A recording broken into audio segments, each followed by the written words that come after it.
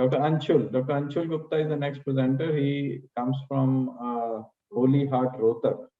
Dr. Anshul, yes. So we're waiting for your presentation. Please go ahead. Good evening, sir. Good evening, respected faculty members. I am sharing my screen. We had a patient recently in which we did a complex bifurcation PCI in acute anterior wall MI. So I'm going to discuss this case. So patient was a 60-year-old female, which was she was hypertensive, non-diabetic, non-smoker. She was having complaints of chest pain since 1 day. ECG was showing anterior wall MI, and echo was showing RWMA in mid to distal LED territory with ejection fraction of 35 to 40%. So patient was taken for angiography. Right radial artery was used, but because of the arterial luxuria, we have to shift on the femoral route because of the poor angiographic views in the right radial route. So patient was taken for femoral angiogram, and JL was taken, which showed diffusely disease, left main disease, with the mid LED was totally 100% cut off with thrombotic occlusion, with the diagonal was good sized, and osteoproximal diagonal was around 70%. In the cranial views, there was 100% thrombotic occlusion of the LED, and there was a grade 2 to 3 collaterals going towards the RCA. RCA showed around 90% stenosis in the proximal RCA, followed by 100% total chronic total occlusion of RCA. So after the angiogram we discussed, then we thought of first option was CABG, but because of non-availability of emergency CABG at our center and patient was having ongoing chest pain, then we decided to open up the LED only. And finally we decided to extend from ostial LED to distal LED with crossover across diagonal. So we tried to pass the thrombustor but did not track. So we go for the pre-dilatation with 2.5 into 12 mm C balloon, and we got the flow in the LED after the pre-dilatation with some dissection in the mid LED also. So distal stent was put. It was a 3.5 into 28 mm stent, which was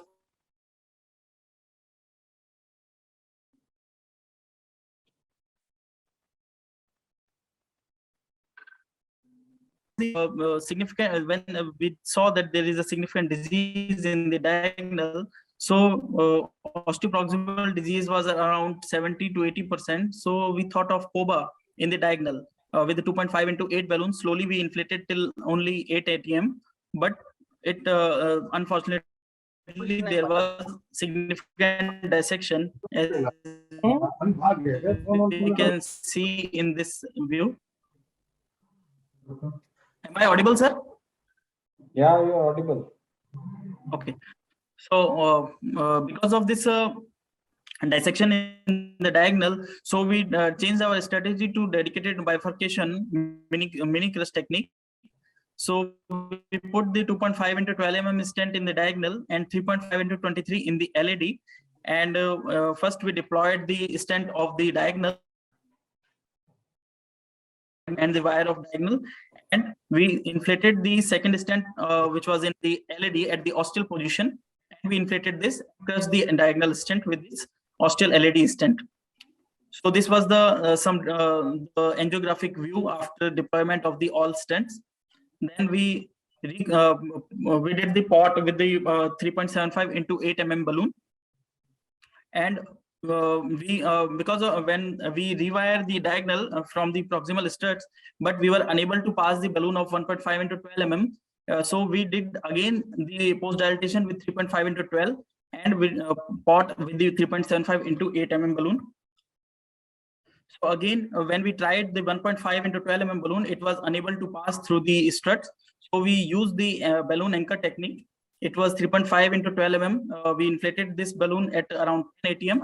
So our 1.5 into 12 ATM mm balloon was easily passed into the diagonal. So after this, we again tried to put the 2.5 into 12 mm balloon, and we did again balloon anchor technique to pass the 2.5 into 12 mm balloon in the diagonal. first kissing was performed with the 3.5 into 12 mm in LED and 2.5 into 12 in diagonal. And we did the sequential inflation and simultaneous deflation as endorsed by the European Bifurcation Club. And finally, we did the report with the 4 into 8 mm balloon and the Austral LED. But unfortunately, in the next cine, we show that there was a significant dissection at the Austral LMCA, which was the guide induced. Hanging of contrast was there. So we decided that we should go for LM to LED again. So we took a IVUS run, which showed that there is a significant dissection and underlying hematoma at 11 to 2 o'clock position. This was the arrow is showing that there is a section in the left vein with underlying hematoma in the LMCA. And it was a heavily calcific lesion in the LMCA. So we decided to pre-dilate the LMCA with 4 into 8 balloon, followed by 4 into 15 mm LMCA to LED stenting. Followed by a stent deployed, and we did the Austral flaring, and we removed the wire of the LCX. Again, we performed the pot with 4.5 into 8 mm balloon in the LMCA, and we did the entry into the LCX with the looped wire technique, so that we were sure that our wire is not substruts. We are going through the lumen. So this was the this video is showing that we entered with the looped wire, and then the LCX and struts were entered through the distal struts area. Again, when we were going into the LCX, we again performed the kissing the balloon anchor technique to push the balloon of 3 into 12 mm into the LCX, and we performed the kissing balloon technique in the 3 into 12 in LCX and 3.5 into 12 mm balloon in the LED. We performed the pot with the 4.5 into 8 mm balloon. When we took the stent boost image, it showed that there was some expanded stent in the LMCA. So again, we performed the IVUS run, which showed under expansion of the LED stent as well as the LMCA stent. So we again performed the kissing balloon with 4 into 10 in LED and 3.5 into 12 mm in LCX, and followed by final report with the 5 into 8 mm balloon in LMCA. This was the final result, which showed the well expanded stent in the LMCA and LED, and these were the open up struts toward the LCX. This was the final angiographic result of LM to LED and LED diagonal bifurcation, and this was the cranial view, and this was the aleocaudal view, which was excellent final results, and the patient was symptomatically relieved. Finally, we took the distal LED to LMCA pullback and proximal LED to LMCA pullback, which showed the well expanded result with no any edge dissections. And this distal LED was having the well expanded stent of around 3.5 mm, and this was the figure of 8 configuration at the LED diagonal POC. And this was the LED LCX POC, in which we can see that there were no struts over the ostia of the LCX. So finally, in the it was this type of angiogram was there in the pre, and after the stenting, this result or the final results was like this.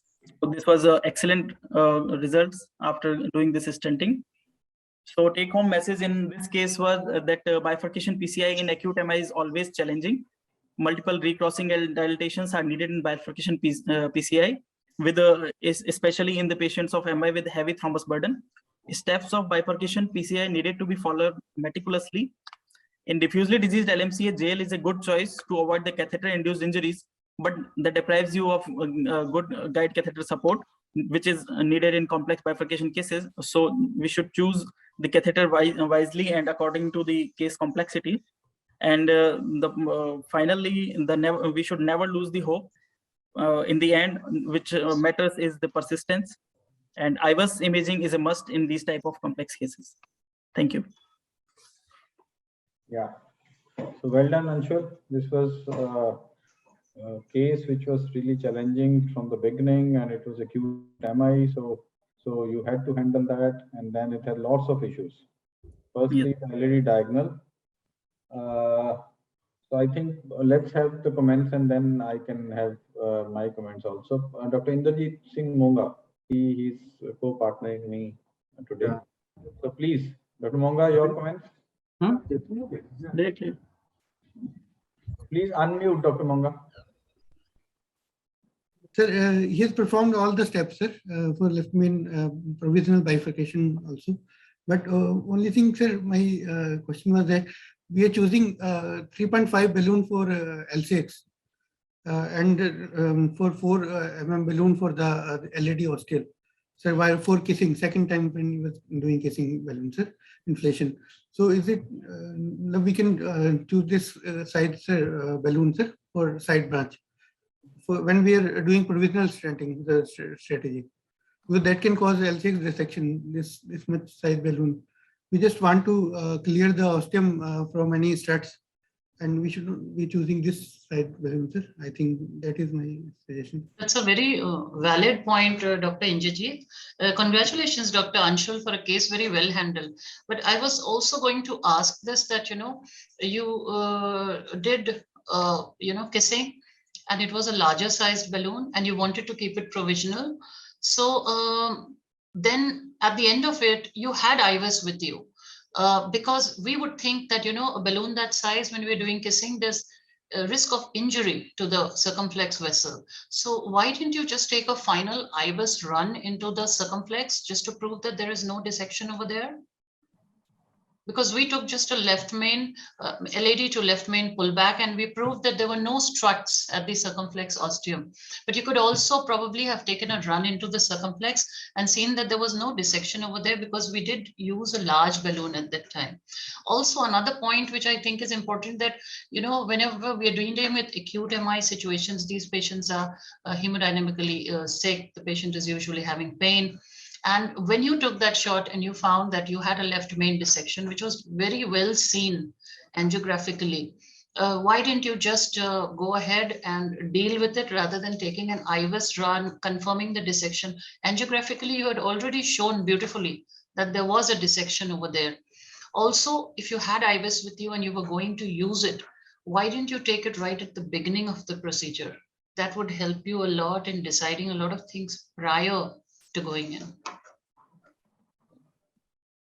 Ma'am, first of all, we did not initially we did not plan for the IVUS because of the cost issue of the patient. Patient was not affording. But once we when we had the dissection in the LMCA, so we just to confirm the size of the LMCA, we took we took a fast run of IVUS just to confirm the size of LMCA. And second, ma'am, we took the run of final run of LCX IVUS also, and there was no edge dissection in the circumflex also. And as the Dr. Monga asked, sir, we took the 3.5 in the LED LCX and 4 into the LED. That's why we could finally having a LMCA of around 5 mm according to the Finet's law. So, and we took 3.5 in LCX because of the 1:1 ratio of vessel size and balloon. That's why we took 3.5. No, I think and we did only low pressure up to 6 to 8 mm only in LCX. No, that way, Dr. Monga's point was very pertinent by saying that, rather than taking 1:1, our motive is just to dilate the strut so that there is no strut in front of the LCX ostium. So we Yes, can sir. have a 3 mm balloon, which will not be traumatic LCX ostium, but serve our purpose also. And if you are saying that you are doing pot, so you can have it different. I mean, separately, you should do the pot of LMCA, but here the target is to open the struts only. So that way it's a better strategy. Do the pot with a appropriate size balloon based on the IVUS sizing, and then do the kissing with a different set of balloons. to achieve this target of removing the struts from the circumflex ostium. But otherwise, it was well done. Overall, did you use the JL guiding? Yes, sir. JL guiding. Yes, sir. So that is also one point. You know, once you are using a JL guiding, it has tendency to, cave in while withdrawing anything. And while it caves in, it hits the roof. It hits the upper margin of left main, creating more chances of left main dissections. So that is one area where if you use the XB or EBU, which is more coaxial, then even if it caves in, it goes into the lumen rather than hitting the wall.